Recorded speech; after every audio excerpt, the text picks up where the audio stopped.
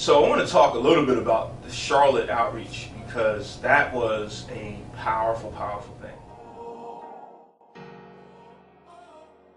Well, we ended up speaking with a guy. His name was Ramon.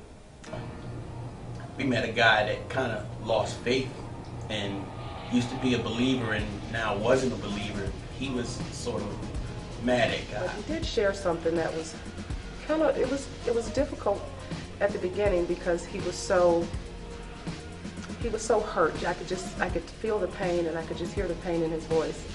What he asked me was, if God is so good and if God is real, then why is it that his mother suffered for 20, 30 years before she died?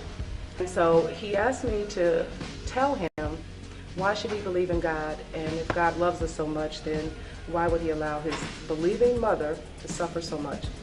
And at that very moment, I began to just say, God, you're going to have to word my mouth. You're going to have to give me the words to say to him. Because what he told me was, he said, do not tell me what I've heard through so many other people, that God has a plan. He says, I don't want to hear that. You can tell me anything else, but do not tell me God has a plan. I don't want to hear that. So at this point, what do you say?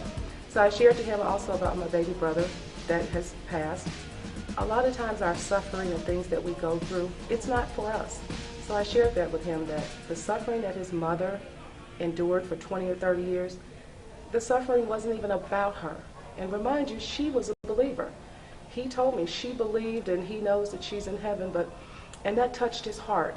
And from that conversation, we began to speak about the expansion that we are going to be having here in Charlotte, or there in Charlotte. And I asked him if he would come and visit with us and speak to Pastor and just come and, share and join in our service.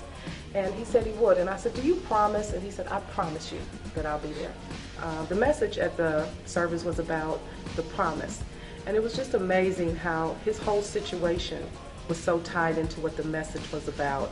And after the service, he did share with me how he said he felt something and he was touched. The service, he said to me, I'm a very analytical person. And I just smiled. And he said, I was a Christian. I was committed. I was a leader in my church. He said, I was really plugged in, and I lost my faith and gave up on God. And I started to rationalize, how could God be real if all this stuff was happening, both not just with my mom, but in the church. I shared with him some principles. I shared with him some books, some references that could help share his faith. I had a chance to pray with him.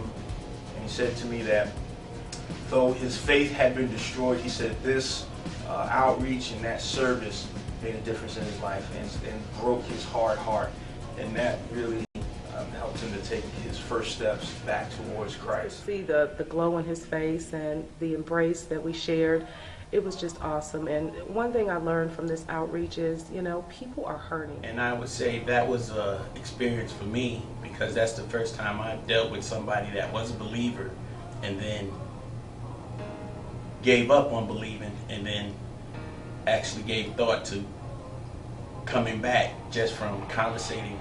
Even though there's a lot of churches and other things out in Charlotte, there is a big need of community outreach in Charlotte. And I believe that we're moving towards that is a good thing, to reach people and create change agents. We kind of kept in contact via emails, and from that day on, I think he has tried to really believe in God again. So that was an awesome experience. Pastor Lawrence, thanks for welcoming me into your service today. Everybody showed me they had true feelings for each other, that they cared and honestly believed in the Lord. Andrea went out of her way to make me feel welcome, and thank you for the time you spent with me and the prayer. I really appreciate it. Please remember to send me the info on those books we talked about. I hope I can see you all next time you're in Charlotte. Ramon. Looking back, I can tell you that if I were to write a story to try and create a story about why we should be in Charlotte, it would be this story, except it wouldn't be that good. I believe God's hand was in it. I believe we were at the right place at the right time, and that spy out the land service and that effort really struck a chord in my heart about the need in that area. And so I believe that this is something God's calling us to do. I believe the best is yet to come, and we'll see more fruit.